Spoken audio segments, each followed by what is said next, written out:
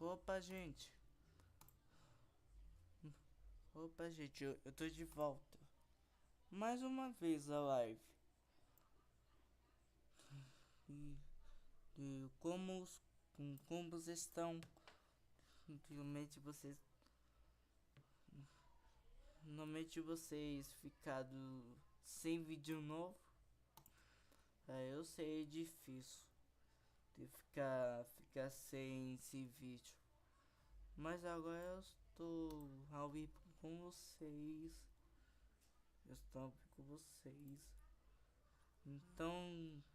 Então você viu esse título da live, não é? Então a live, a live de hoje vai ser normalmente o próprio canal do canal YouTube, o YouTube famoso. Normalmente eu contei nome de nasceu em junho. Então vai ser um vídeo completo com todos os YouTubers falando. Então vai ser o vídeo longo, muito longo mesmo. Então vamos lá. Se você chegou agora, já deixa o like na live e inscreva do canal. E então normalmente ele tá no meu um dos nicks novos e eu acabei de criar ontem. Então vamos lá para o vídeo. Para o vídeo no meio de bater de 20 milhões. Que foi 2026. I've been in here for 3 days now. No sign of people. No hope of rescue. During this time, I've begun to question. Here. What is my purpose here? Inside this tree? Was I put in this tree by a greater power? Or was it my destiny to be stuck inside this tree? Do I really have free will? She might think this is unnecessary, but excuse me, I'm the one teaching you here. Do not question my method. It's important to be humble when people give you compliments online. I know. I'm kidding. Alright, should we ruin Grob's house? Do it, Dave. In game, you need to have a good kill-death ratio in real life. That's a joke. Don't demonetize me, YouTube. Yes, Fly Hacker defeated. Gonna need stronger hacks than that to end this win streak. Yeah. And he walked off the map. Welcome to Sky Wars. And the player began a new dream. 10 million subscribers, baby. That's the new dream.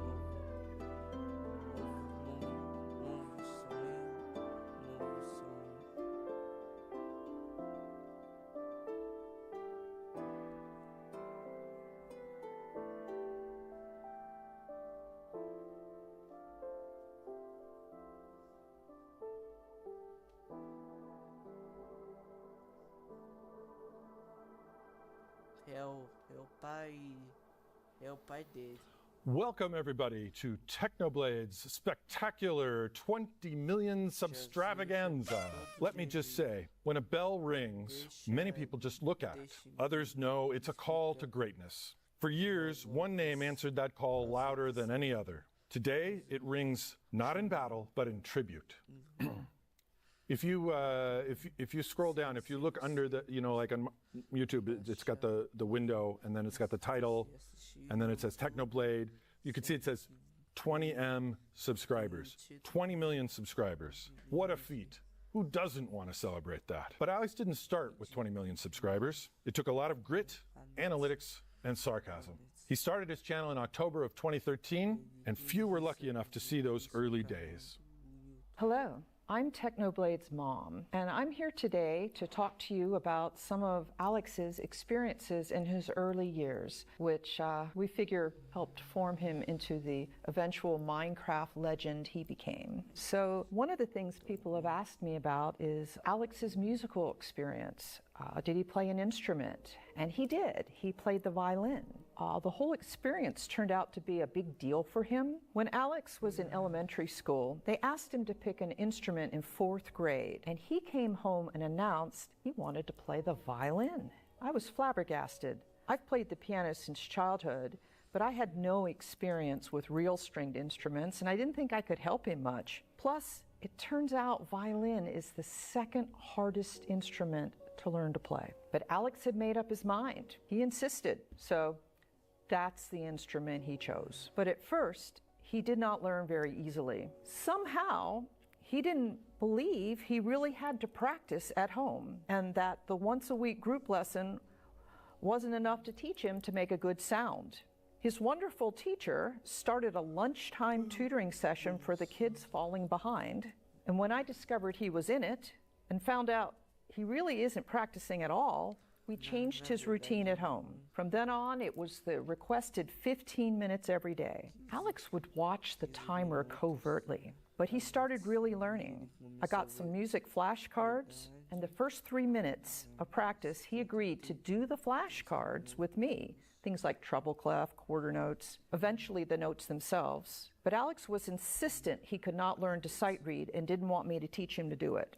And I agreed not to push him on it. His playing picked up pretty quickly. I learned later that about the flashcards, the reason he agreed to do that was he felt like it got him out of 3 minutes of real practice. Even then, he was a strategist. But I had a secret strategy too. I was slowly and secretly introducing sight reading.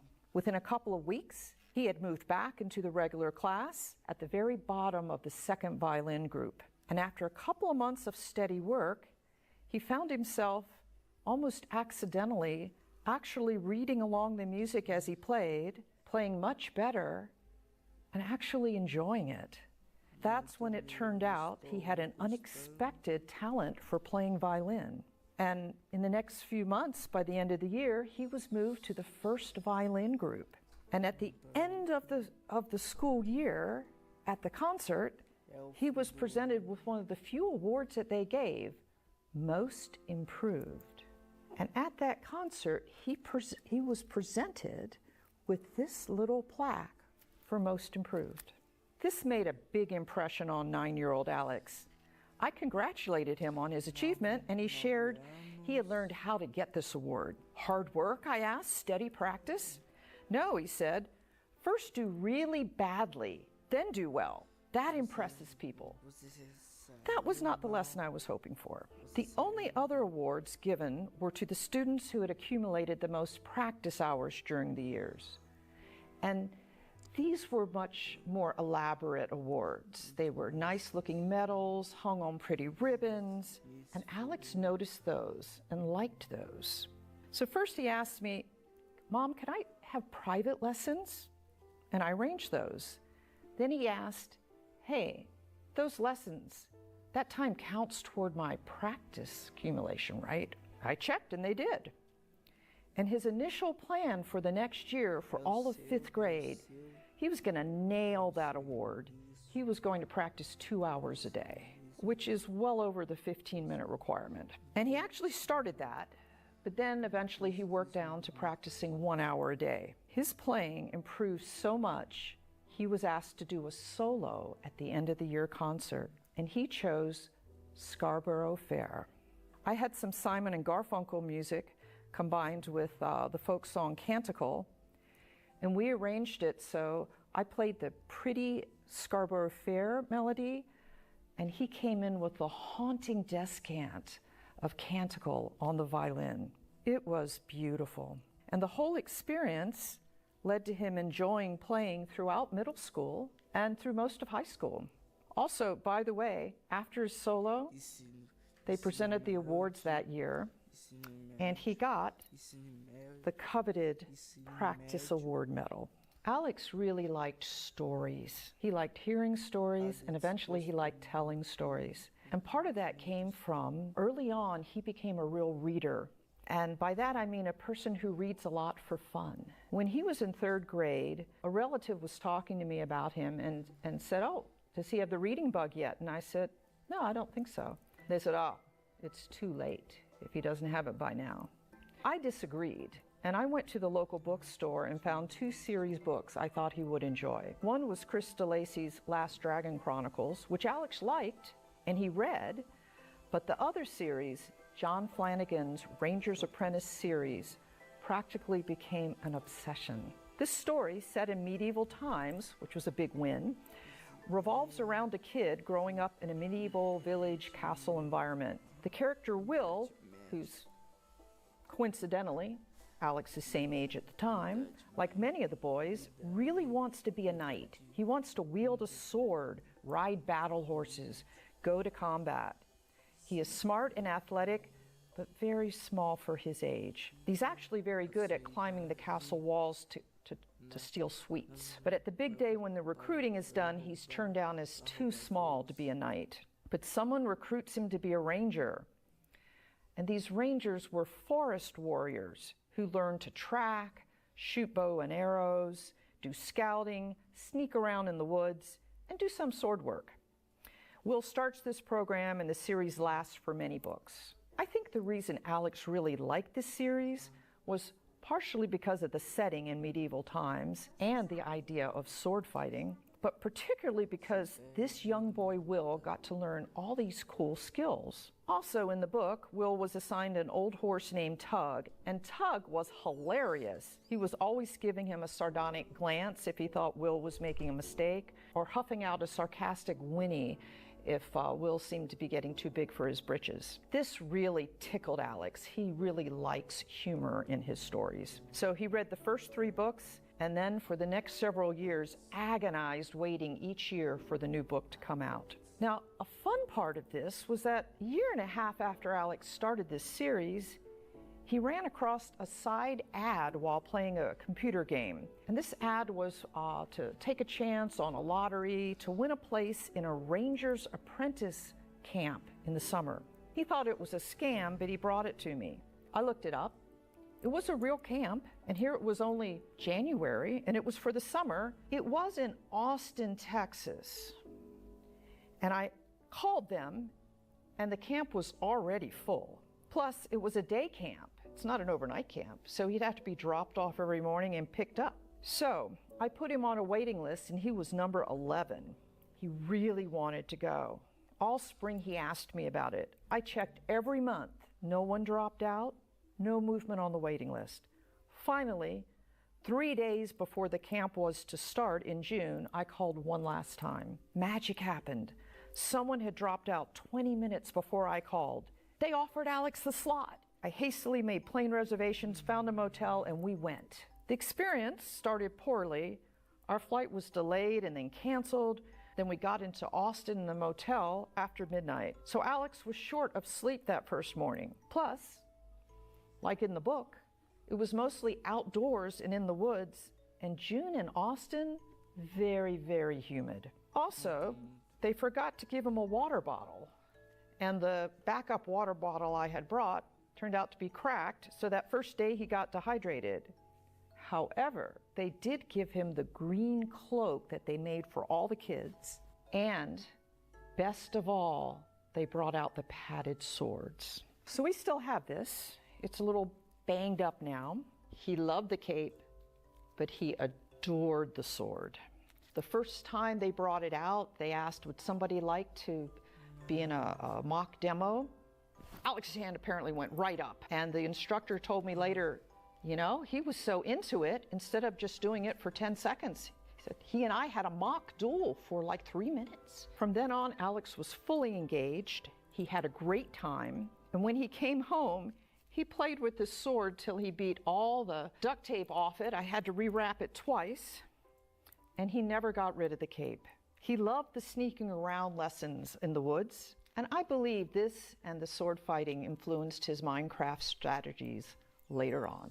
Hi everyone. You haven't seen me before. I'm Alex's first cousin, and we grew up together. We share a birthday exactly 3 years apart to the day. Growing up, we would spend a lot of holidays together, and I remember this one Christmas where I was about 10, so he must have been 13. We had finished unwrapping the presents an hour or two earlier, and I remember seeing Alex in a room all by himself off to the side, playing something on his iPad. My mom asked me if I could go over and talk to him, since I was the only other cousin that was interested in video games. I remember going over, sitting down, trying to figure out what he was up to, asking what he was playing. He showed me a screen with a game called Minecraft, and he showed me how you can punch blocks to get resources. I remember seeing the excitement in his eyes as he showed me the house that he had built, the cool things that he'd been able to craft, and the world that he was able to explore. I had never heard of the game, and I'd never seen Alex so excited about anything. At that time, he hadn't started his YouTube channel yet, and he had no idea what this game would do for him, for his community, for his family. I don't think he would believe it now. I just kind of wanted to take a sec to talk about how I met Techno. We met through a mutual friend. If you're watching this, you know who you are. In high school, in our senior year, in our government class. And immediately, I was kind of surprised at how Alex was such a weird combination of like incredibly funny, but very quiet and kind of stuck to himself. It took a few months for me to even learn that he was technoblade. I think at the time he had like 300,000 subscribers, which is obviously still an insane amount, but nowhere near what he ended up at before he passed or what his channel is at now. He was just so fun to be around. During our senior year, I took a trip to go visit a family member in another state after I learned that he was techno. He had a catalog of like 200 videos already, and whenever I had downtime, I just watched his videos. Not because it was like I want to be a fan of him, but I was like, this guy's really funny, you know? And that was one of my favorite things about him, was just his genuine sense of humor. He turned anything into something that could be funny. In our government class, we were in kind of a little friend group. There was about 4 of us, and Alex was always the one popping jokes first whenever we had a group project, and every time it was a mess, we still found, you know, the comedy in it. Back in what must have been 2014 to 2015, I remember my school friend telling me about the best PvPer in the world, Technoblade. Back then, knowing nothing about him, I had no clue about just how much he would inspire me in the future. I was never that good at school. I couldn't keep my attention in class, and I had a lot of difficulty figuring out what I wanted to do with the rest of my life, and what I wanted to study after high school. But watching Techno helped me answer that question. I wanted to do what he was doing. I wanted to keep playing Minecraft. But he never stopped inspiring me past that point. I've tried multiple times to adjust myself to the ever-changing YouTube algorithm, and ended up getting burned out. The thing that always gets me out of that headspace is remembering Techno built his entire channel while always staying true to himself. And that helps me a lot. I've stopped trying to twist my content into shapes it's not supposed to be, because I had a strong example of someone who was just unapologetically himself. My favorite Technoblade video has got to be the one where he's talking about dropping out of college to do YouTube full time. It popped up in my sub box at a very serendipitous time for me, because like him, things were starting to take off. You know, I was making money doing the thing I loved, and hearing him talk about all his stresses, making such a huge decision, taking such a big plunge in his life, it really spoke to me, because he was taking a risk. Granted, it was a very calculated risk, which I think is on brand for him, but a risk nonetheless. Despite not being entirely sure of his decision and his future, he decided to go in head first. Hi, I'm so honored to be part of this video, even though I became really good friends with Technoblade. As many of you may know, I started off as a Technoblade fangirl. A story for another time, but it is definitely a very unique way to become friends with someone, I must say. My favorite memory with Technoblade is, it's such a hard question because he's just such a great guy, but there were times where we would get into call and unintentionally it would be 9 hours later. Like, we sat in call for 9 hours or even longer, and we would just be talking about everything in life. Everything. There was nothing off limits, and it was just such a refreshing and deep conversation every single time we talked. I know to the audience, we had this very fun dynamic of like, oh, he cyberbullies me, and it's a very fun and interesting thing to look back on. I love watching all the videos and compilations that people have made, but truly, like, our friendship and our conversations we'd have off camera were so different and meaningful, and it's a very special memory for me. Everything, all of it, I just look back on it very fondly. After Alex passed, we had the privilege of learning about his community, learning about all of you, your grief, your compassion, and the energy that you have and the ideas about how to make the world a better place. We wanted to scale up the efforts that Alex had led that so many of you had contributed to. To that end, we founded the One of Us Global Foundation. We needed someone with decades of experience in nonprofit leadership. Stacy? One of us strives to break down social and economic barriers facing young people, like many of you today, and build a global community where all of you are authentically connected and where diversity is celebrated, not feared. We do this through mentorship, training, funding, and building global networks. And we provide tools, resources, and love so that young people can change landscapes and make the world a better place, just the way Technoblade did. What makes one of us unique is that we not only help provide young people a way to lift up their voices and realize their dreams in their communities, but we do that in our own organization by ensuring young people are the leaders and decision makers, and by ensuring we have a culture where they feel they can bring their creative ideas forward and where they truly belong.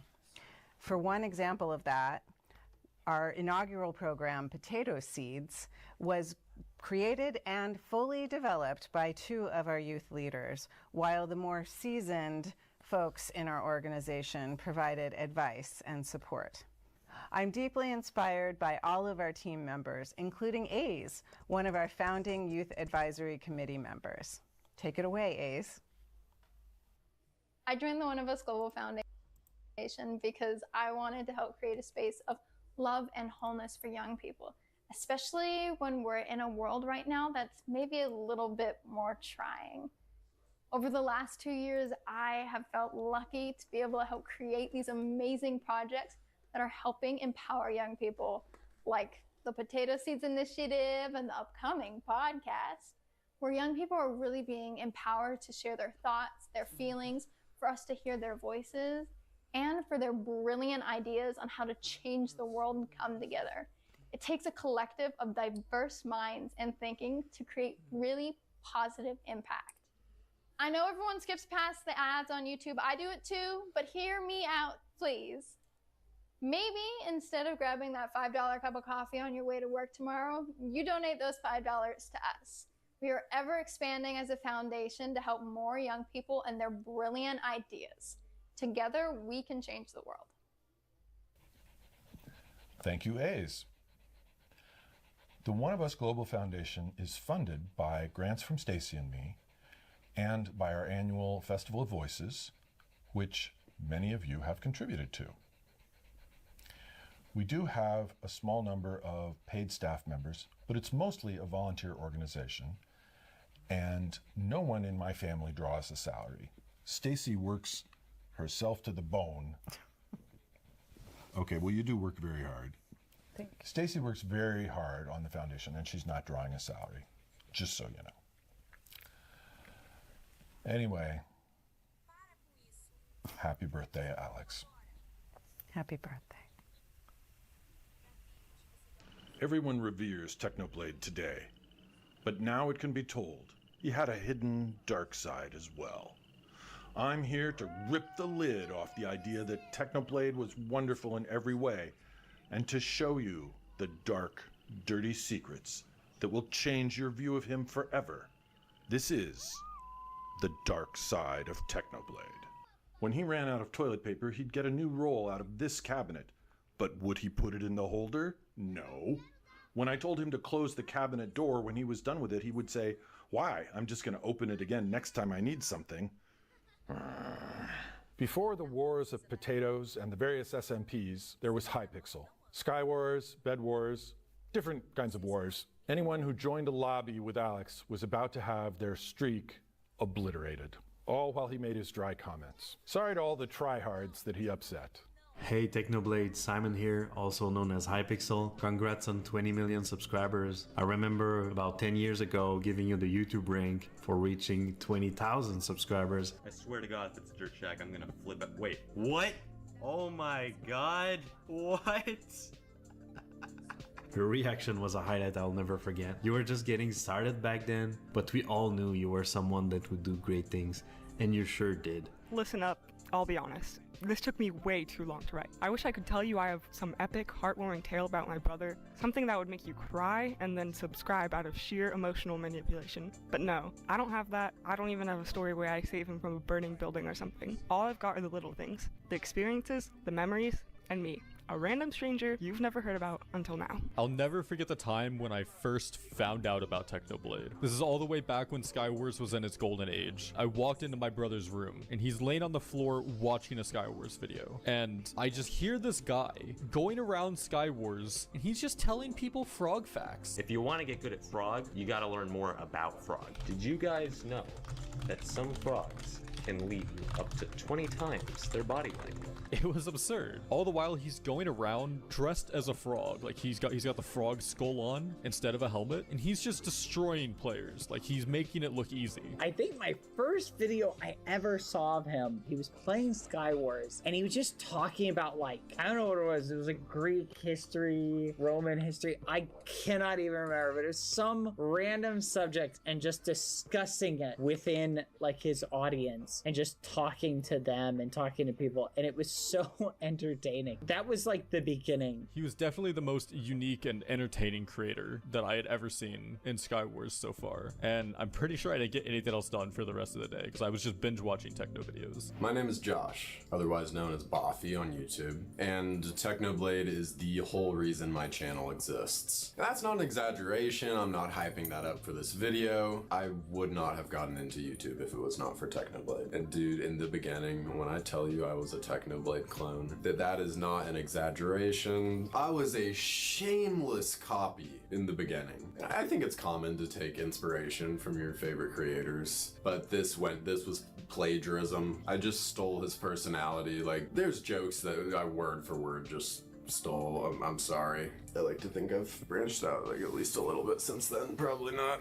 And it's weird because I never met him. Barely even spoke to him. We did like a few streams together. And yet he's had this profound impact on my life. It's November 22nd, 2020. The time, 12:02 p.m. After weeks of pestering, and I mean non-stop, relentless pestering, I finally convinced my brother to play Minecraft with me. Now keep in mind, at this point, I have zero experience to my name. I don't even have my own Minecraft account. So what does he do? He hands me one of his alt accounts like some benevolent god. Unfortunately, that Minecraft account is now lost to time and space itself, thanks to the great Minecraft migration of 2021. My name is Jake, or the Best Ginger 13, as some people know me on YouTube. Hey guys, Huawei here. Back in 2013 to about 2017, I played way too much Minecraft Hunger Games and Minecraft UHC. I was a part of the Hypixel community and the UHC community, which Techno was always like proximal to that. I was kind of go-to guy back then to learn from. You know how everyone uses the fishing rod and everyone is trying to light you up on fire with the flint and steel or lava bucket in PvP? I'm the guy that you can blame for that. I am so sorry. I'm not saying I invented it. I just made it look cool. Everybody in that little square of people, like, everybody kind of watched their own videos, would comment little snarky things on each other's videos. Little did I know that this fan of mine with a crown wearing a Minecraft pigskin, leaving funny comments on my videos, would eventually become the king of Minecraft YouTube. It felt like a very small, tight-knit community. Techno had commented on a couple of my videos. I commented on his. It was like this kind of push and pull. It feels a little bit like dating in a way. Like, and then eventually I followed him on Twitter and he followed me back. And then I just messaged him, hey, like, would you want to record sometime? Because we both liked each other's videos. I think we liked each other's like style of humor. And he was like, yeah, let's do it. Sure. He was saying that he had been binging Game of Thrones at the time, so he wasn't able to do it until a different time. You know, to me, he was the Hypixel king. You know, he started playing Blitz survival games after realizing that, you know, you can't really dominate the MCSG server because your goat is still around.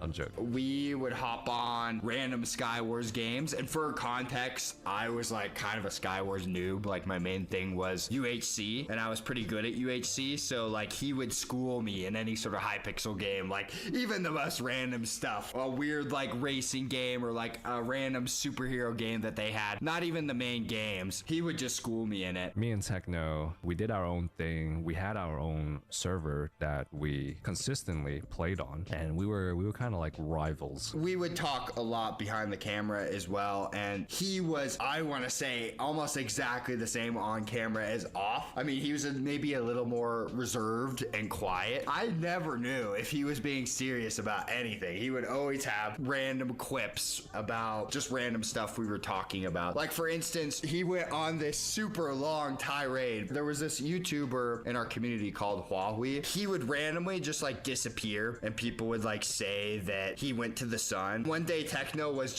he just sent me this like, I don't know, it must have been 10 pages of messages of him just saying that he thought Huawei was a vampire and like referencing all these tweets like he was like writing an English essay about why Huawei was a vampire, like because he would always say he was bad at PvP when he had cold hands. There was so much, and it was so hilarious. I don't think we've ever spoken before, but we both knew who we were. We both knew each other through content creation and growing up on this game called Minecraft. At the time, I didn't even know how to respond because I was just laughing my ass off during the whole thing, and he somehow connected it to Harambe at the end of it. We would talk about anime, and I'm big into the Myers-Briggs personality test. He was an INTP, I'm an INTJ, so I like connected with him on that level. My favorite video from Techno is probably Hypixel Olympics 3 because I was a fangirl for him, and I remember one time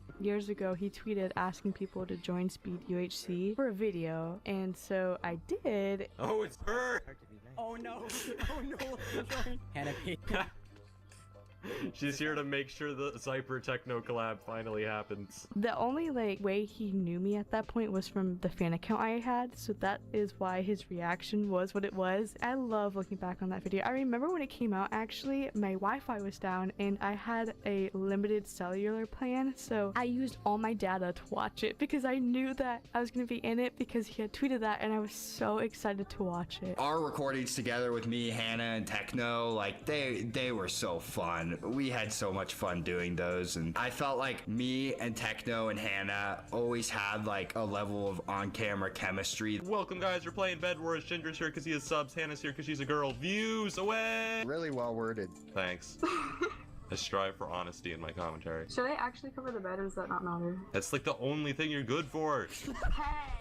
It's pretty rare to really be able to like push yourself to like have comedic moments like naturally like we just would. And you know, I think that's probably more about Techno than me. Like he's just a hilarious guy, and he works off of other people really well. It always made for great content and lots of fun. Like some of the most fun content I've ever made. What's my favourite memory with Technoblade? Well, we've got to go back to 2017 when Bed Wars was all the rage, and I was obsessed with watching his live streams on YouTube. Now, I used to watch for his skills, but also his very dry sense of humour, which you don't really tend to get with Americans. I find it's more of a British thing. He used to go on about stabbing orphans and getting the coins, and that was all that mattered to him. This is the second worst thing that has happened to these orphans in their lives. Some of the Bed Wars challenges we did together was absolutely hilarious. We used to record for hours on camera and off camera, and he was always up for whatever crazy challenge I wanted to do. We hop on Hypixel, play duels for an hour. It's not anything impeccably interesting. The combat is mundane. Punch, stab, repeat. There's only so much you can do when you fight like a baby just out of utero. But you know what? I remember that day. Sometimes when I think of my brother, that's the moment that comes to mind. Because it's the only time I really sat down and did something we both wanted to do. Well, I wanted to do it. He just wanted to win. But hey, at that point, I'd been begging him to play Minecraft for a millennium. The least I could do was indulge in his farming for wins. The way I met and then later became friends with Techno is, I'd say, pretty different than most. I was just a fan of him, and I was watching him stream Bed Wars one day, and what he did in Bed Wars is he would queue into doubles and then just carry a random teammate to win. He would go off and 2v1 people, get their bed, final kill them, and then eventually win the game, carrying a random teammate. And the nice thing about it was like having like this giant big brother behind you. where you entered a game, there was sort of no doubts of losing. You was always going to win no matter what you were doing. There was just a great sense of comfort. Alright, you guys ready to play? Pick golf. I don't know about you guys, I feel like that went really well. Same time. I was terrified for that live stream, dude. This was my idol. I was on a Sky Wars team with him all of a sudden. I was like, oh my god, oh, what do I say? Like, I can't, he's gonna find out that I'm just a copy of him. But he was actually really nice to me. That was kind of like a last minute fill for that stream, you know? I was the new kid on the block. They sent me an invite because someone else couldn't make it. And so everyone was kind of toying around with me. But Techno was just like, cool, dude. He tried to get under the surface a little, whereas everyone else on the stream didn't really bother to talk to me because they just had no clue who I was. It was just always like fun to record with him. It was hard to like get him to record because he'd always just be like, I don't really feel like it right now. Like, he very much knew himself and knew how he felt at a current time, and he was not like afraid of like upsetting people. Like, he didn't care too much about what other people think, which I think was very admirable. At the time, I was on Bed Wars leaderboards, so I'm like, what if I do a $2 donation? Hey, I'm on Bed Wars leaderboard, party me for free wins, and I gave my name. To my surprise, he took me up on it. We played a game, and it went beautifully. I think it's one of the fastest games that I'd played. I remember Techno used to stream for like 8+ hours in Bed Wars daily at one point, and he'd be winning every single game. We often used to chat in the Twitter DMs about why you're not asleep. It's literally like 4 a.m. your time. And he was like, yeah, I'm on a new sleep schedule now, one that aligns with my Bed Wars victories. So I remember asking him, I'd just be like, how do you do that? How do you stream that many hours and still keep winning? That makes no sense. He used to wait up to be in line with specific time zones that he could really bully the most inferior players on Bed Wars. And he'd answer me and just be like, I don't know, man, it's easy. Like, what? What do you mean? It was insane. And I think that just kind of sums up how hilarious he was and dedicated to the craft. I've played Minecraft since then. I've played it a lot, but I've never hit that same high again. And yeah, we played together a few more times, not for an hour though. Sometimes I'd log into Hypixel, even though the graphics are blinding and the chat bar is basically novella. Most of the time, I'd see him grinding Skyblock. I'd visit his islands and follow him around the world like a lost puppy. If I were lucky, and I mean really lucky, we would play Murder Mystery for like 2 rounds. I wrote down a little bit of notes here. I don't think I have a favorite video of technoblade, like a one specific video. My favorite videos with an S, it would be like any video that he has made that reminds me of my childhood the most, which is just any Hypixel video, I think, when he was just doing like Skywars commentary videos. I loved watching those after school. Welcome guys to an episode of Skywars. There's like a week left in the semester and I'm just gonna get owned for like this entire week. I didn't realize that the reason he was queuing doubles was because he wanted to get as many final kills as possible. And if I'm there killing half of the other teams, that's less for him to get. And I'm like, all right, fair enough, a bit sad, but understandable. And I really thought nothing else of it. That is until a week later, when Techno adds me out of nowhere and he's saying, let's run it back. Now I'm going through every emotion possible. I looked up to this guy, I'd seen all his videos, and here he is wanting me to carry him again. Now of course I'm gonna say yes, but I was trying to keep it cool and not come off as like an overexcited fanboy. And I think the one reply that I could muster up was, fine by me, period. Just stone cold, fine by me. And that was it. But from there, it was business as usual. I was trying to like prove that I could be good to his audience and to my audience, prove that I was good at Skywars, but like in the greatest way possible, he would just push me to be my authentic comedic self and not like try too hard. And that made for really amazing recordings. He's a good guy when it comes to just pushing you to not take things so seriously. Like for instance, we were playing Sky Clash and we were recording, and you know, I was like, I need to win this. I need to prove to everybody that I can be good at Minecraft and stuff in front of Techno's audience and stuff, and in front of my own. And like he would be like team killing. I'd be going and I'd be like jump in, and then he just block off right in front of me, and it made for hilarious recordings. I think on paper Techno came across very arrogant, but it was excused because of who he was. his personality and his jokes just made it amazing. You didn't really feel angry that he was so good. You was rooting for him, especially when he was on your team. The most important thing I learned from him was to have self-belief. He said he was going to beat Minecraft with a steering wheel, and he did it. He said he was going to get the 1,000 bedwars win streak, and he did it. He said he was going to hit 10 million subscribers, even when he had a fraction of the sub count at the time, and he did it. Being a technoblade fan is just one of the best things ever. You were involved in our community in so many ways that people don't even realize. The passion and energy that you brought was incredible. Your impact is still felt every single day. You truly cared about the people, and I want to thank you for letting us be part of your journey. We miss you, buddy. We will never let your memory fade. Next up, we'll be hearing from George Not Found. George, I want to thank you for appearing in the Festival of Voices 2 years ago, helping us raise money for the One of Us Foundation and good causes that they're pursuing. You took time out of your day to do that, and I really appreciate that. You didn't get anything out of it. In fact, you came under a lot of fire, unnecessarily so, I felt, for running a soundboard during the pregame lobby chatter. Like you had a buzzer or two. It was kind of just a fun thing, and a lot of people spun it as you were interrupting me during my speech, which you were not. The flack got kind of extreme, which I've always sort of regretted. I'm sorry that happened to you. Anyway, George is here today to tell us some memories of Technoblade. Take it away, George. Thank you, Techno Dad, for that amazing introduction and reminding me of a very fond memory that I had. Speaking of fond memories, I actually remember the very first time that I met Technoblade, and it was in a Discord call with one of my friends. I actually don't know who that friend was. Maybe this says something about Technoblade, because I have no idea who it was, but I remember that Technoblade was there. So I'm sure he left a great impression on me. And I was getting tired. I was in the UK, so Techno was 8 hours behind me. It was probably super early in the morning for me. And I was getting tired and I wanted to leave. But then right at that moment, my friend decided to leave. And I was like, oh my god, now I can't leave because I don't want Techno thinking I hate him. I can't leave right now, even though I was just so tired and I wanted to go. But anyway, I stayed, and Techno decided that we should play some Skywars duos. Now, I've never really played it and I suck, so I was a little worried going into it. I was like, oh, I'm going to embarrass myself in front of him. I'm going to suck. And that is exactly what happened. We proceeded to play a few games, and I died pretty much within the first 10 seconds every single time. And I'm sorry, George, to interrupt, but the sellout bell timer went off. I had to ring the bell.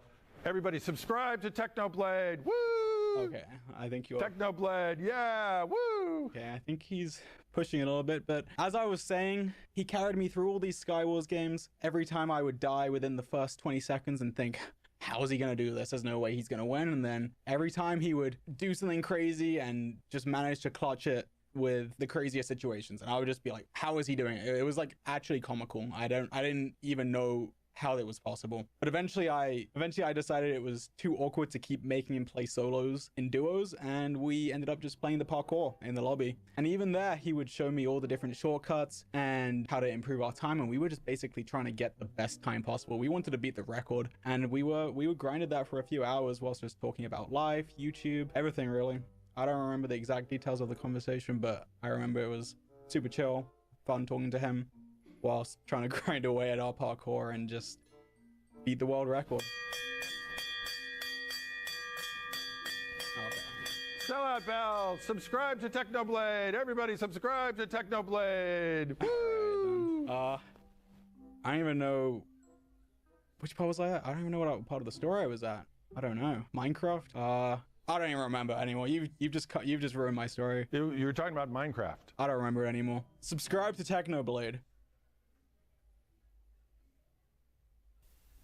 Hey, I just wanted to take a second and address kind of the elephant in the room.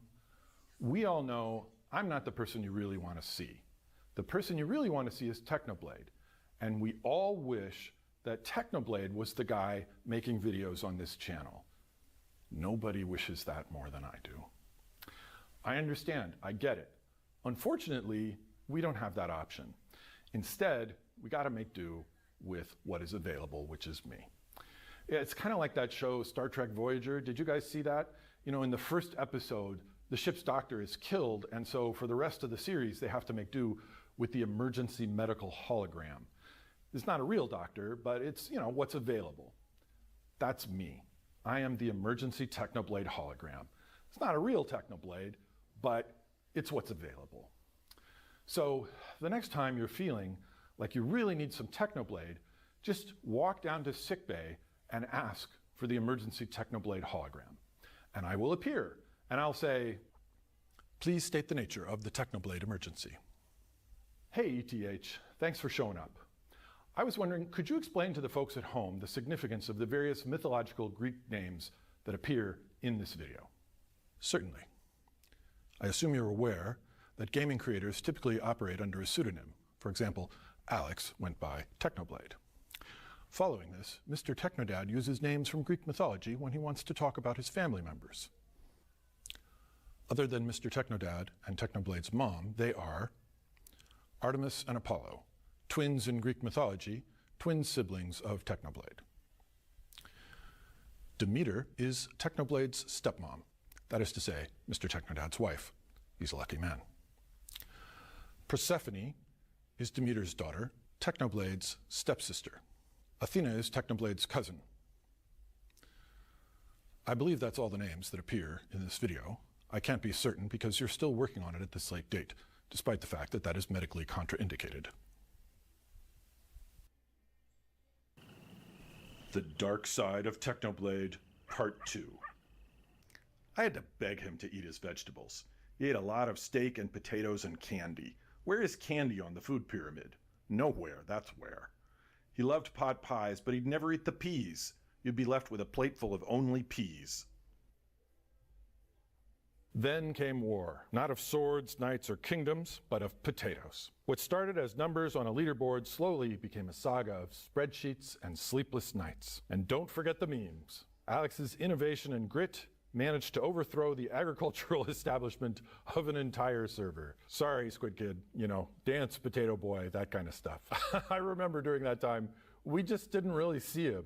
He didn't come out of his room. It's like sometimes you'd hear screaming behind the door, but we didn't see him. The Minecraft server Technoblade used to play on was called Hypixel, and amongst the community, there was no one anything like him. Everyone was inspired by Technoblade. We all looked up to him. A funny memory I always think of is going into a Hypixel lobby and always seeing Techno online with, I think he had one of the Hypixel pets renamed Subscribe, and he would always AFK in these lobbies.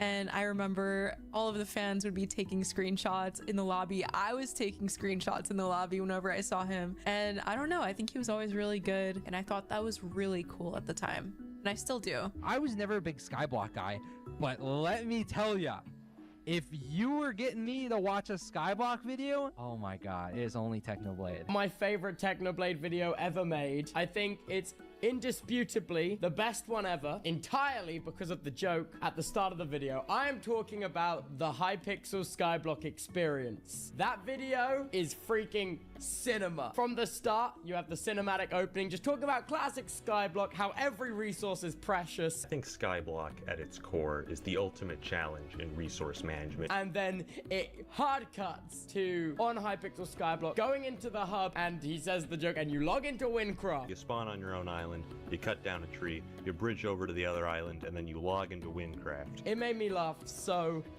incredibly much. I think if you haven't watched it and you want to watch a Technoblade video, watch the Hypixel Skyblock experience. Or if you've seen it, and you should just watch it again. I actually watched it again before recording this video. That's how much I love that video. Techno and his content was the reason why I switched from being just a mindless PvP YouTuber to making Hypixel Skyblock videos. I was watching a bunch of his and I was like, dude, this looks so fun and I want to like actually storytell in my content. So he is a huge reason why I started making my videos better and was just the biggest inspiration ever. One of my other favorite memories to look back at is in Skyblock when Techno and I were going to build an infinite sugarcane farm. What this means is that we could sit on our island, hold left click, and we will just be able to farm sugarcane with no other input forever. Now the way that we were going to accomplish this is using minecarts. I'm going to go plant all the sugarcane, figure out the path, and Techno is going to work on the minecart track. But this is how technoblade thinks minecart tracks are built. And this isn't even like a one-off kind of thing. He asked me why it's not working, and I just had to sit there and think that this is the same guy who would later go on to win 3 Minecraft Mondays, beat Dream in a $100,000 duel, and is widely known as the best Minecraft player to ever live. And here he is asking me why his minecart tracks aren't working. Hi, I'm Rambo, or Rambo, as was said a lot on this channel, and I just wanted to say congratulations, Techno, for 20 mil. Techno was one of my biggest inspirations for the longest time for me to even start, doing a channel. Without him, my YouTube channel probably would never have even existed. One of my first videos to ever go, viral, I guess, was me literally just calling myself a Walmart Technoblade and then adding a crown to my Minecraft skin. That was a huge reason why I'm able to do what I do today. My favorite video from Technoblade is obviously the Great Potato War. I love the Potato War saga. It has to be the Great Potato War. My personal favorite content that he ever made was the Potato Saga. Obviously, the Potato War stuff. My favorite thing that you ever did was the Potato Wars series. I think my favorite series of videos has to be the Potato War. The Potato War videos are the best Minecraft videos of all time. Easily the Potato War saga. Not to be basic, but it's got to be the Potato War. Technoblade, where have you been all this time? Well, you see, I've been farming potatoes in Skyblock. It's just something that I think back on and it gives me chills, because something as simple as putting down potato minions in Skyblock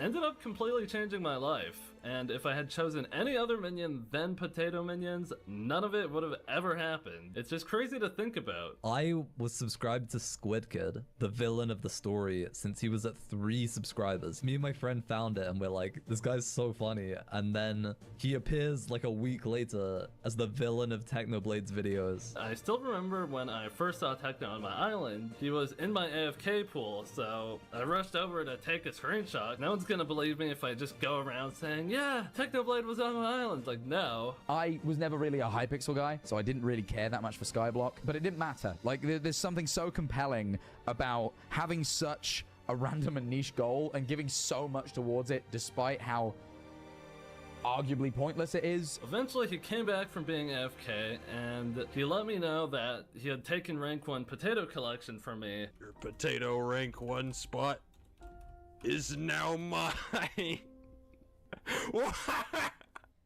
Teste de fidelidade Nissan. Faça o test drive. Se ainda preferir comprar outro SUV zero, você recebe R$500. Se liga nas ofertas. Novo Nissan Kicks, com super valorização de R$21.500. Toma aqui seus R$500. Genuinely shocking. I could not believe it at all. And at first, I was genuinely convinced that the admins had boosted his potato collection for him, because it was just so unbelievable to me. Like, I genuinely could not believe it, like, at all. It wasn't until I got to watch the Great Potato War video when he uploaded it, where I kind of started to realize and understand, like, what kind of stunt he pulled on me. By, like, the first episode, by the end of it, you're so invested yourself in this completely nonsense goal. I watched him not sleep, grind day in, day out. He was so committed. Seeing the behind the scenes of Techno's entire operation, y'all have no idea how dedicated this guy was to farming potatoes. It's pretty scary. And he said this to me, and I remember even at the time being very young thinking, this can't be right. Like, you are a too dedicated man. And what he said was, I've narrowed down Squid Kid to 3 different colleges.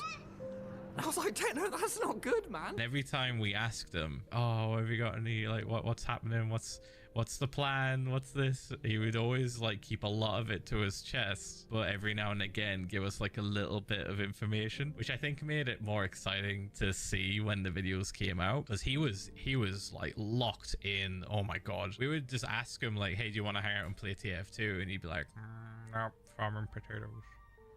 So we would just sit in a call with them whilst he farmed potatoes. I think still to this day that's some of the most creative content on the entire platform. Farming potatoes on a Minecraft server. If you were to write down the premise on paper and showed it to any other Minecraft YouTuber at the time, they would have laughed at it. He took something as simple as farming potatoes on a Minecraft server and made it so funny and interesting. Just how wild that is, that he can take something as simple as farming potatoes and turning it into this hilarious comedic saga. The only time I've ever had a shred of interest in Skyblock is when Technoblade played, because you know what? He's a damn good storyteller. It's good storytelling, and with Techno's personality, it's just like absolutely insane. It's incredible. It's just a masterclass in how to hook people into a narrative, and it's so compelling to watch. They would have been like, there's no way you can make a video about farming potatoes entertaining. But Techno's dedication to the bit absolutely sold it in a way I don't think any other creator would have been able to do. The thing that impresses me most about Technoblade was his willingness to commit to a project. It's very easy to look at any given 1,000-hour project on YouTube and see it cut down into 30 minutes or something and not really grasp just how long it took to do that project. I could name off a bunch of examples here. There is the entire potato war. He just said, I'm going to get to the top of the leaderboards in potato farming no matter what. And he just did it. He literally just said, I don't even care. I'm gonna do it. And I just found that very admirable in like a crazy way. I remember being really shocked he was actually spending like 12 hours a day farming potatoes. The amount of hours that he was willing to put into any given project just blows my mind. And I think it's safe to say that Technoblade would have spent way more than 1,000 hours on his efforts in the Great Potato War, because he talks about spending 12-hour days for weeks on end doing what he needed to do in order to win the Great Potato War. He was able to siphon creativity out of the most mundane concepts. In my opinion, that is a generational talent. It was amazing to watch something as simple and mundane as farming potatoes be turned into this fierce rivalry between two insane people with way too much time on their hands. And I think that really highlighted an aspect of Techno, how he was able to take something as silly as farming potatoes and turn it into an amazing and just hilarious story. I like that series the most because even though we weren't necessarily in the trenches fighting the good fight with him for the potato war, we were absolutely on his side and rooting for him. It showed how talented he was at content creation and how in tune he was with this business. I think it really speaks volume about how creative he was. Just the sheer dedication he has to beat Squid Kid at having the most potatoes on Hypixel Skyblock, and the humorous way he tells the story that always keeps me watching until the very end. That moment where he gets the victory is just icing on the cake. That is my favorite. I just loved him for it, man. It was so cool. Congrats on 20 million subscribers, Technoblade. We win these! The Dark Side of Technoblade, Part 3. I got some new silverware and he hated the tablespoons. Why? I love these tablespoons. As Alex's audience grew, so did the stages he played on. Mondays were mayhem in the Techno family, but it was all worth it. Alex would dominate the competition, gracefully, hilariously, and unforgettably. The Minecraft Monday stream that we did together, we just clicked like immediately. I still think about it to this day and I still watch it every now and again. That was the first time we'd properly spoken, and you can see we're kind of like sort of feeling out what's okay, what's not okay, like how much can we joke, and it was just so natural. After like maybe 5 minutes we just clicked, and I remember that being like the most fun I've had probably to this date in like a Minecraft tournament type situation, you know. There's so many things. Yeah, like I said, thankfully a lot of them are recorded and I can just go watch them and kind of relive them again. Oh, what's my favorite memory with Technoblade? You know, we had so many good ones, but I'd probably say those early ones playing MCC together with the full Sleepy Boys. When he started calling, he finally like acknowledged I was good at Minecraft as well. What did he call it? The dynamic duo. He started like shouting that at me, and I was like, oh my god, like the legend actually likes me. Oh, but also just off camera, just a lot of the gaming we did together was really fun. And getting to know like him. Like, oh man, yeah, those first streams was so sick. Yeah, I loved it. Loved it so much. This was back in the day, 2019. You know, we were both on the come up, so to speak, and we were both doing this tournament every Monday called Minecraft Mondays. I had no idea to play the game. I really didn't. I still don't. And the day I found out that me and Alex were going to be teammates for it, I made it very, very clear to him what my situation was. And he says to me, "I need to train you." And so the day of the event, he makes me leave work early. My 9-to-5 job in New York City, I leave after I take off after lunch, and I go back home and I just sit with him in Hypixel, and he trains me on how to play the game. I had no idea that, like, you know, you had to jump and then swing the sword. Dude may as well have taught me what the sprint button did. That's how that's how bad I was at the game. And when it came time for the tournament a couple hours later, I still sucked. But we won. The entire thing. We won the entire thing. A Hunger Games event, a Spleef event. It's like a tournament full of the most classic Minecraft games with some of the most legendary Minecraft YouTubers out there. Captain Sparkles, Ant Venom, Bajan Canadian. We're all fighting against us, and he carried us to win the entire thing. And at this point, Alex has already had, you know, a couple of victories under his belt, so I'm sure it was nothing new to him. But to me, it was like, this was just an unreal moment in my life. It was the most viewers I've ever had. It was the most money I've ever won in a single day. $5,000 after winning a Minecraft tournament was insane to me. And even now, I still think back to that day as, you know, probably the most exciting day of my entire career. All because of him.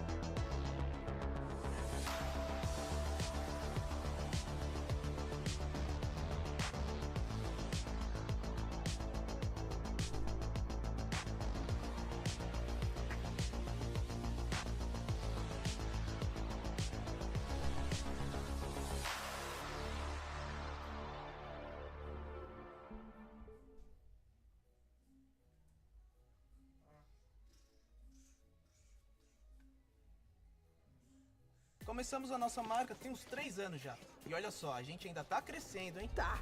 Mas você ainda tá morando com seus pais. Começos nunca são perfeitos. Por isso agora é o momento para começar. E com o Santander, você guarda a partir de R$1 com minhas reservas. Começa agora. Santander. Then my first ever like actual interaction with Techno was during Minecraft Monday. I actually DM'd him on Telegram and was like, hey, we should team up. Like, you can get me in. I'm better like than people think. You know, I haven't uploaded much. Nobody really knows how good I am. So I'm like a Trojan horse. Like, you can Trojan horse me in and then we can win and it'll be awesome. To which he just was like, nah, you know, nah. I was like, all right, okay, all right. But then I got in anyway. I was convinced I was going to beat Technoblade. I was going to show him up. I was going to be the best Minecraft player in the event. And it didn't happen. Techno won the event and I did not do very well. And that kind of started the Technoblade Dream rivalry. It was just in my head at the time. It was not something that like Technoblade thought of. It was something that I thought of. I was like, yes, Dream versus Technoblade. I will beat him one day. It will happen. I think my favorite memory with him was definitely when we got invited to Minecraft Mondays and we were surrounded by YouTube celebrities that we wanted to both kill. And finally our moment came when we managed to track down PewDiePie and we stabbed him. Of course, winning Minecraft Mondays was a great thing together, but I think that was just the cherry on top. I want to share a funny story on how I met Technoblade to begin with. There was this Minecraft Hunger Games event called Minecraft Mondays. It was an event where you would play with a duo. I was teamed up with another person called Junkie Janker. He was another creator who I was duos with. And at that point, I had heard of Technoblade, but I wasn't exactly sure who he was exactly. As soon as we start this event, the one thing my duo told me before starting the event, he says, watch out for Technoblade and shotgun raids. I was like, why do I need to watch out for Technoblade? It's just whatever you do, if you see him, run. You do not want to mess with Technoblade. Sure enough, I was weary about this warning, but I didn't take it that seriously. And as soon as the Minecraft Mondays started, I would just see constantly in the chat, Technoblade has killed this creator. Technoblade has killed that creator. That was my introduction to Technoblade. and I was incredibly scared of him from that moment on. I knew this guy was someone not to mess with, clearly a master at Minecraft. So further on, when I met him through other contents, I would speak to Technoblade in a way where I would always be scared of him. I would talk to him under the premise of that trauma that I lived in Minecraft Mondays, which, by the way, Technoblade won so many Minecraft Mondays. This guy was insane. But also, he was teaming up with people like Shotgun Raids, which, I mean, just too OP. As is the case for many people, I assume, my intro to techno was during the Minecraft Monday tournaments many years ago, and I think it was the first tournament before we'd even played, going through the tab list and seeing what the different teams were and thinking, okay, a lot of these people, they're not Minecraft streamers or YouTubers, they probably don't have that many hours. I've played the game a lot. It's like the meme with the people dancing at the party and there's the guy sitting over in the corner to himself. I'm the guy in the corner. They don't know I used to be a Hunger Games champion, or at least runner-up to Ant Venom in the first one. Anyway, there are a couple people in chat and I think they were saying, hey, the team with Technoblade on it, it's pretty good. You should definitely be on the lookout for that one if you run into them. And I'm like, how good could they possibly be? Well, pretty clear answer to that one. And I think as the weeks went by, really must have started to weigh on me because, you know, there have been a lot of good PV people over the years, but I don't think any other ones, even if there have been similar track records in our encounters, have ever instilled such fear in me as when I would run into Technoblade. I guess I must have like really exhibited this outwardly because I remember seeing a clip that was sent to me of Techno talking in a stream or a video, and he's going, when I'm editing together the videos of these tournaments, I can't use any of the clips from Captain Sparkle's POV because every time I run into him, he just gets depressed.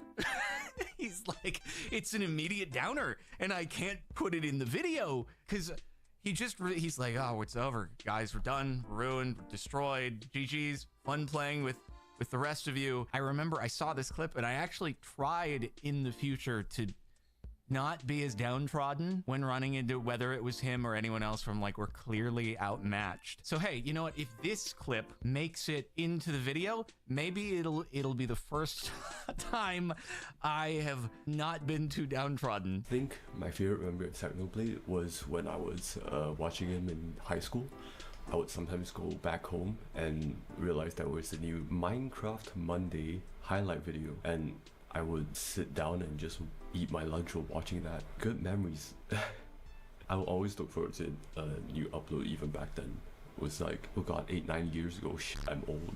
I have a memory from back in 2019 when Technoblade played in a Minecraft tournament called Minecraft Monday. I remember feeling so excited that Technoblade was going to be playing Minecraft with some of the biggest creators like PewDiePie and Ninja. I knew that Technoblade was going to wipe the floor with them. I think what made it so special is it felt like the whole Hypixel community and all of Techno's audience were just rooting for him. When the first Minecraft Monday happened, I was on a camp and I had absolutely no internet. But I remember calling up Tom and just asking him to tell me every single detail. But just hearing about how Technoblade dominated the tournament just brought me so much joy. To see him, in a way, represent the Hypixel community that me and my friends were all involved in, it was special. It was like following a sports team and then winning the cup final. Everyone was so behind him and together, and it was just special. I don't know how to describe it. My favourite memory with Technoblade, there's many memories to pick from. He left such an impact, especially in the MCC community, and gave us, as the team running it, a lot to do, but for all the good reasons. And I will always remember his attack on Buildmart,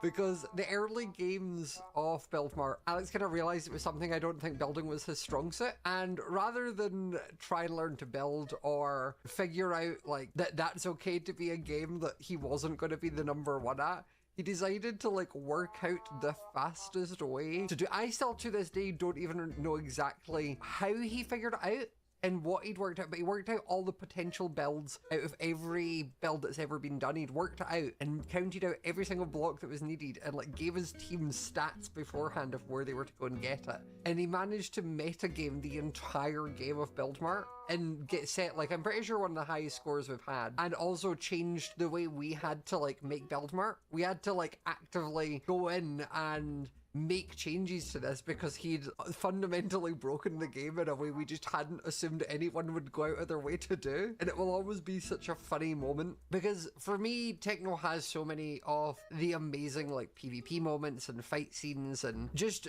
the bits that I think show off his PvP prowess, but that's always such a funny memory to me because it shows off his more mischievous side and the way his brain worked with that stuff. And I think it also really left an impact. I don't think we've really had anyone else like break a game so fundamentally that we had to like change how we structured and spawned the builds in just so that way couldn't be done. We had to basically make multiple versions of every build that it could randomly pick from so that there was no way to guarantee what the build was going to be. And I always just think that him having that mark in a game that he hated so much is always such a like funny moment for me, and I'm glad that we were able to include the tribute to him in MCC, and it's something that I think is important for his viewers and for the MCC community as a whole, because without Techno I don't think MCC would be anywhere near where it is, and I think he just was so passionate about the event and it meant so much to us that he enjoyed what we did as well much as he did, and we were just very grateful that he chose to support us and take part. Hello, ladies and gentlemen. My name is HBomb94, and you actually may know me more specifically as the guy that mentally scarred Technoblade in MCC 7 and almost getting blocked by him in MCC 8. I swear to God, if HBomb does this to me twice. Don't let him clutch. Don't let him clutch. A funny memory I have with Technoblade is during a charity event, which he ended up making a video out of, actually. It was where the more money you raise with your community, the more items you get in game, and him and his community raised a ton of money, so obviously he's really stacked and he's good at PvP. I was just hoping, like, oh my god, if Technoblade kills me, I'm never gonna hear the end of it. Please, like, anyone kill me by him, please. At this point, like, I don't want more of this. I already hear about me losing the potato war, like, basically every day. So, honestly, when someone did kill me, it wasn't Technoblade, and I was just relieved. I was just relieved he wasn't getting another point up on me. I kind of gave up on beating Technoblade. I had my chance, it didn't work. I had already I tried Minecraft Monday, it didn't work. I tried, in other scenarios, it didn't work. We did, even like Minecraft Championships started happening, and I mean, I did better than him sometimes on the leaderboard, but like it was never like I was really truly like beating him, Start by, why don't I ask you guys how you first met Technoblade? For Calvin and I think we have the same answer. It was from my first event that kind of kicked off my event hosting career, being Winner Takes All 1. Yeah. Back in January of 2019. It was a bunch of us, it was like 15 of us total on a Minecraft server, and it was so simple. Minecraft events were so simple back then. The whole point was just stay on the server, stay online, stay awake. And it was a little unsafe because we just had like teenage Minecraft creators staying up for over 48 hours, but... Buddy, I was hallucinating by the end. It was... but by the like 30-hour mark, Techno was just so invested, just camping in Calvin's stream chat for like a day and a half straight. Because he was just so interested. It had nothing to do with like wanting to join or specifically like make any connections or anything. He just was so interested in delirious Calvin camera swapping on his Winner Takes All stream as he slowly fell to the brink, and we're just hanging out and he's just typing in chat, and we're neglecting his 1,000 other viewers to just have a one-on-one conversation with Technoblade on stream. And then at the end, when the event ended, he was spamming the chat and making his viewers also spam the chat and join him, saying, "Add me to the call! Bring me to the Discord call!" We brought him into the call. We hung out for like 15 more minutes after that, and then you went to bed. I ate a cheeseburger and went to sleep. I remember him in my chat all the time, basically egging me on. He kept saying if I left, he was gonna be mad, and I can't make Techno mad at that point. That wasn't it. A long time ago, I first made Twitter. It was like 2014 or 2015, and I remember seeing Technoblade on Twitter, barely following anyone. I was barely following anyone, but he was a Minecraft PvP YouTuber.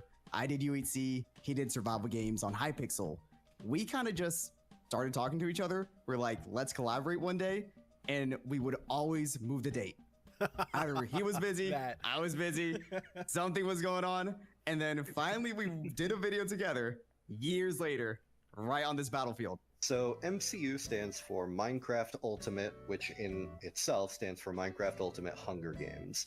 The idea was to take the original Minecraft Hunger Games from back in 2012 with 24 players and see what happens when we make the map 10 times bigger and the roster even more than 10 times bigger. It was kind of my dream project for a really long time. At the time, the world record Minecraft event in terms of how many people were playing and streaming it was like 60, and I wanted to crank it up all the way to 300. The first one was just simple duos. The second one was we had everyone pair up into duos, everyone had a friend and a partner they were playing with, and then I manually nudged the duos together to make squads of 4, right? But Calvin and Nestor's duo that I paired them with was 2 FaZe members, and they dropped out like super last minute. And all of a sudden, I get a message from Nestor who's just like, hear me out. I want you to hear me out, okay? Before you instantly say no. What if Techno was 2 people and played instead of FaZe?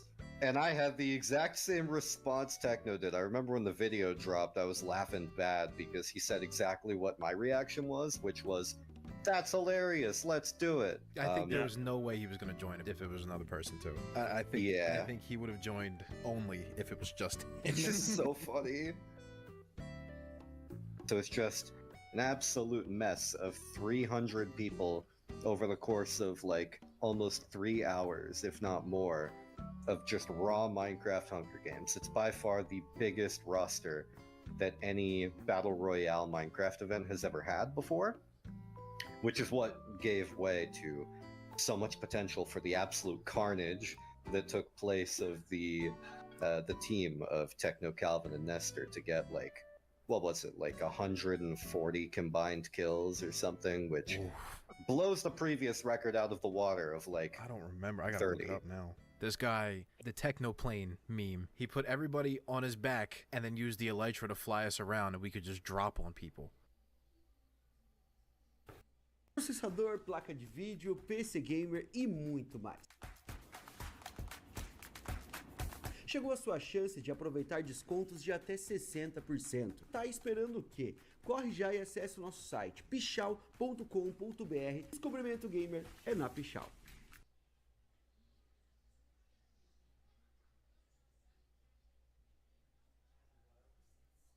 From communication to project management to knowledge management in one app, accelerated by the world's most productive AI. 4.0 is the epicenter for all of your work and collaboration. It's the beginning of a new meta-category of apps that will define the next generation of software in the AI age. And it ushers in a new era of craft and quality for ClickUp's product. We've always said that using ClickUp saves you one day every week, but I'm confident that you're going to save a lot more than that with 4.0. Because when all of your work converges into one app, one tab, one AI workspace, everything just clicks.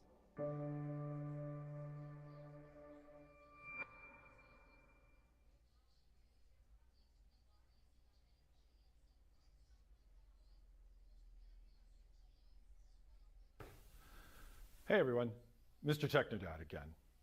I just wanted to talk about something that I was hearing a little bit about. I heard that on Twitter, it's not really a place I go because I'm all about, positivity, but I heard that after the live stream that we did a few days ago, there was some grumbling about Mr. Technodad is a sellout. Like I'm interested in money at all, which is, if you knew me, is a laugh. I don't care about money. I care about what's in our hearts, I care about supporting the community. I care about the fans individually. I care about cancer research and wellness for everyone. And I think it's laughable. My phone is, hang on.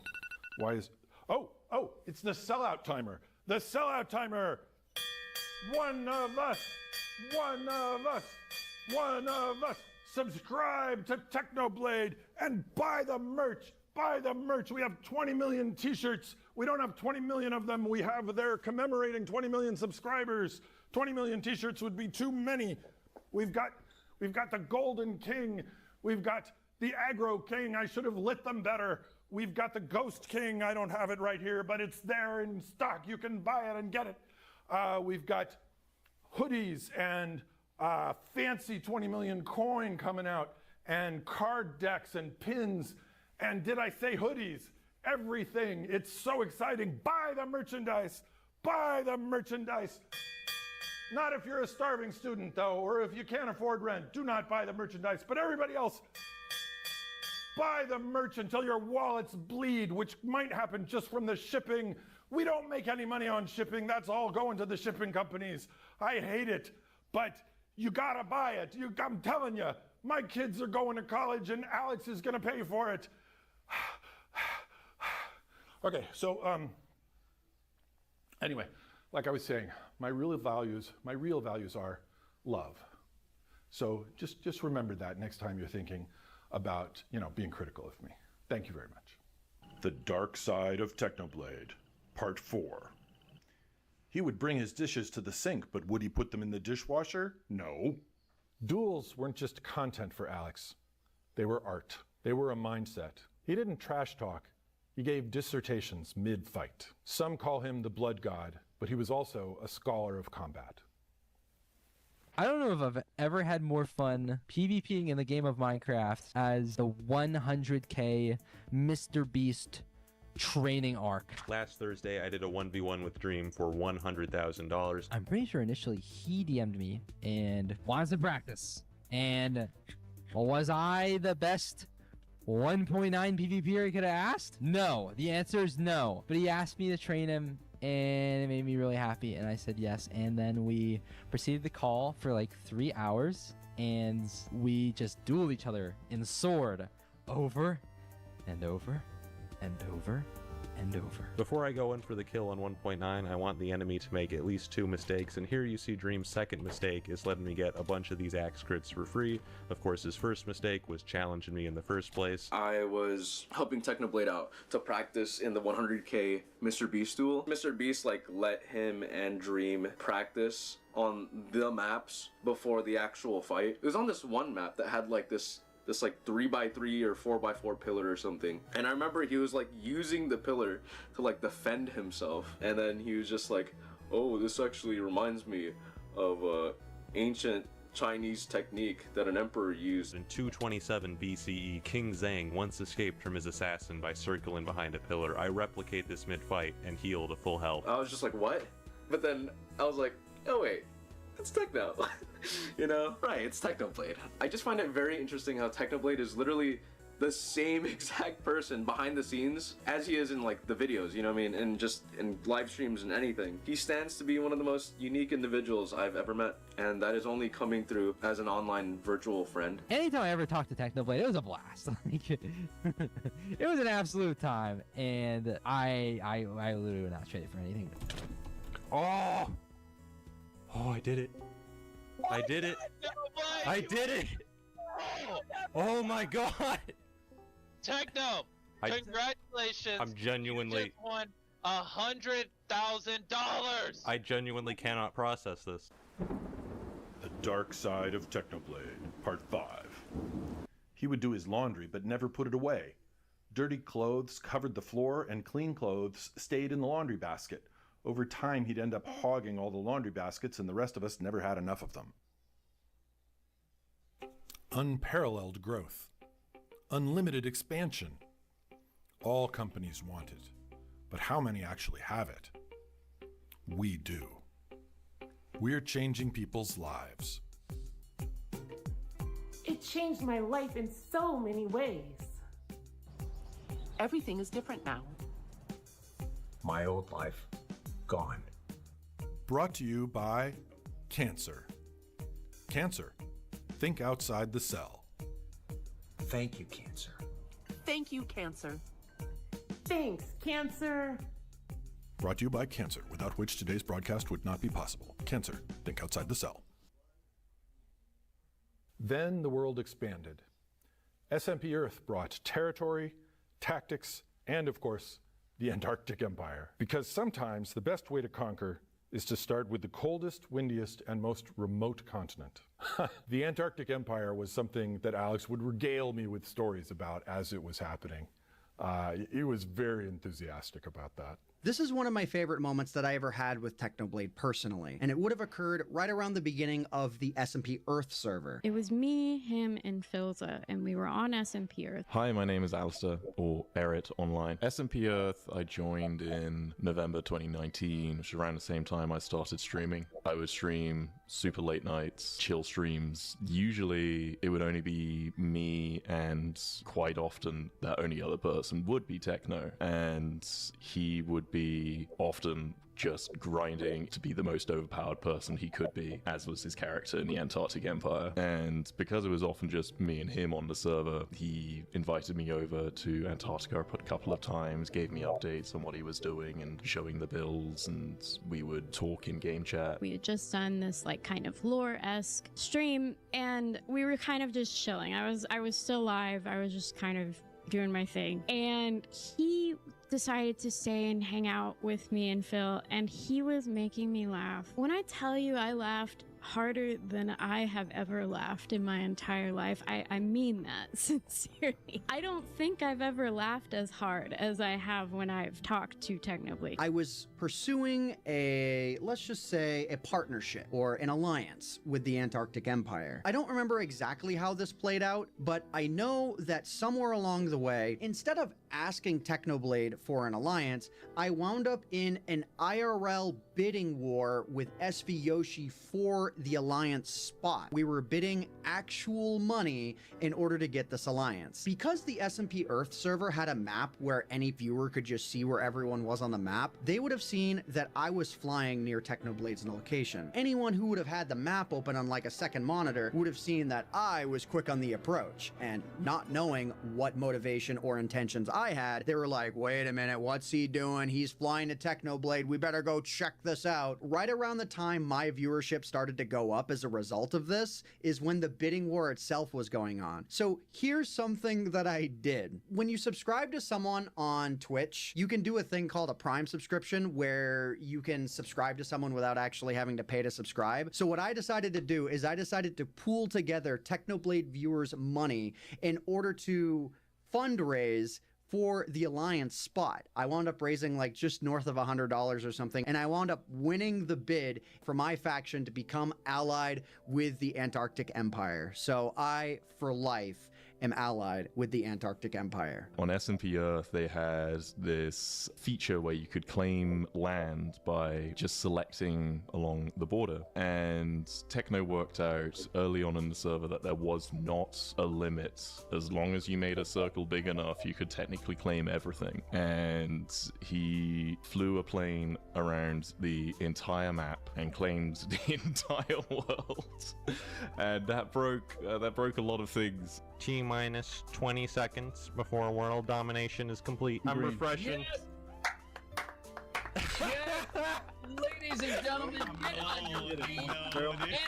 Antarctic domination. Antarctic Empire owns the world. It was sometime shortly thereafter, Technoblade wound up finding himself trying to log on to the SMP Earth server, and he had an otherworldly bad connection to the server. I mean, he was lucky if he could walk 10 feet without disconnecting on the server. I wound up being on the server at the time, and not having anything better to do, I decided to fly back to Africa, pick up our boy Technoblade, and fly him home. And that was an adventure all by itself because he kept disconnecting. Because we were flying in planes, we had to fly really close down to terrain so that if he were to fall, he wouldn't fall to his death. It was a really fun time. And those are some of my favorite moments that I ever had with Technoblade. I didn't watch a whole lot of Minecraft content at that point, so I mean I knew who Techno was, but I was never a Techno fan, but I wasn't watching his content, but I had appreciation for who he was and what he did and how he acted with me despite,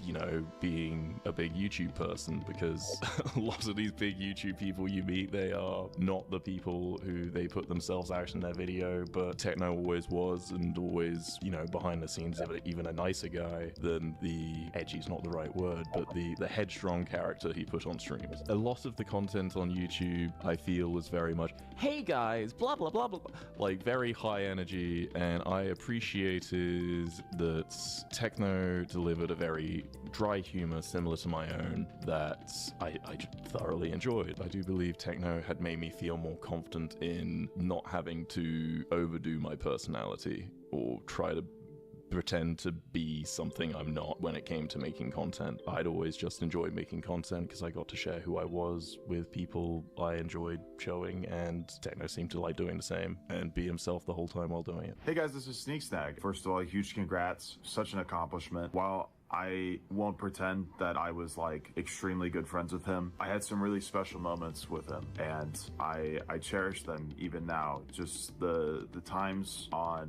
SMP Earth with Phil, especially, just being delirious late at night, and then I have a clip of him just like falling straight into the ocean, getting into a plane in the game. And it immediately, like, the most comedic timing ever, like, as he gets in the plane, as he's supposed to, like, clearly go in the air, just, like, dips like an anvil. Just magical stuff. He was the funniest person I think I've ever met. Like, his comedic timing was impeccable. He was just so fast, so quick-witted, and it was just an absolute joy to hang out with him in those moments. Another thing from SMP Earth is there was a scavenger hunt right at the end of SMP Earth that was supposed to go on the world download of SMP Earth, but I believe that this world download was made before he finalized the hunt, so no one ever got to see what was actually at the end of that scavenger hunt. But as I was on the server and I knew he'd done it, I went and checked before the server shut down and took a screenshot of what was there, and there was a small chest at his turtle farm in South Africa, and I think inside there was a book, and inside that book said something along the lines of, "You just wasted your time, there's no secret here." The Dark Side of Technoblade, Part 6. He drank a lot of ice water, but he'd never use a coaster. This ruined the finish on the desk I bought him that I spent over $50 on. Welcome guys to another episode of Sky Wars. I promised myself this wouldn't happen, but it only took a couple of days for this dog to become like the entire basis of my emotional stability. Like, I told myself that I was gonna remain like super like calm and collected. Like, I was just like pushing back my hair, like I am so masculine and indifferent about this small animal, and then like walks over and licks my foot and my brain just goes, "Oh my god, this is the greatest moment of my life!" So yeah, it didn't work out. I mean, how am I supposed to not love this small animal? It licks my foot, okay? Okay, I've become what I feared most, okay? I've become that guy who hates people but likes animals. I promised myself I wouldn't become this, but it happened. I'm sorry, guys. But small animal. I mean, have you met people, in my defense? Like, it's just clearly small animals are just superior to people in every way. Back to daddy. I was home alone with the dog all day, and we're gonna call the dog Floof, because that's what everyone seems to call him, and there doesn't seem to be any rush to give him like an actual name. It's not the manliest name, but it's not the manliest dog either.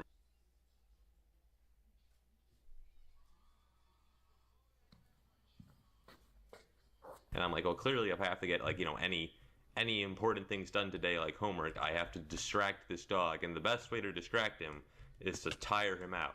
Now, the thing about Floof is that he is a 4-month-old puppy, so obviously I can tire him out. I mean, come on, how athletic could a 4-month-old puppy be? We're running in circles, I'm running around the house, it's just like, you know, matching me step for step. As it turns out, this 4-month-old puppy is more athletic than Technoblade. I don't know how this happened. I'm not even like that out of shape, okay? This is one athletic puppy, okay? Don't judge me, leave me alone.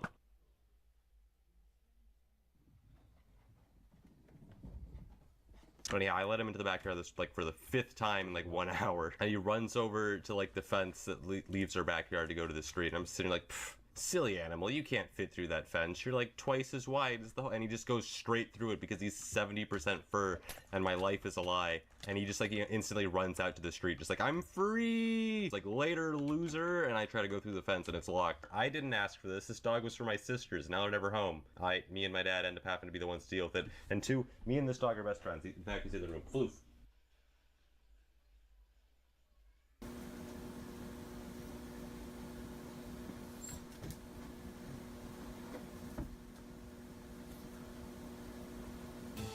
He searched through the deserts. He searched through the forests. He even searched on the...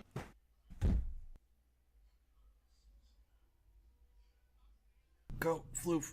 Go. You gotta get help. Home. Take me home.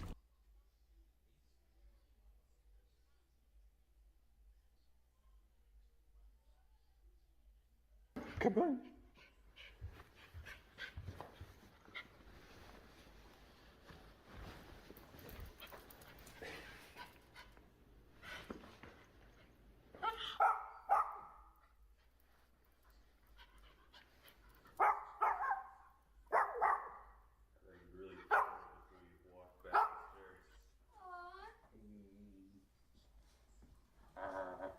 I bet he can't actually get my mouth. Ha!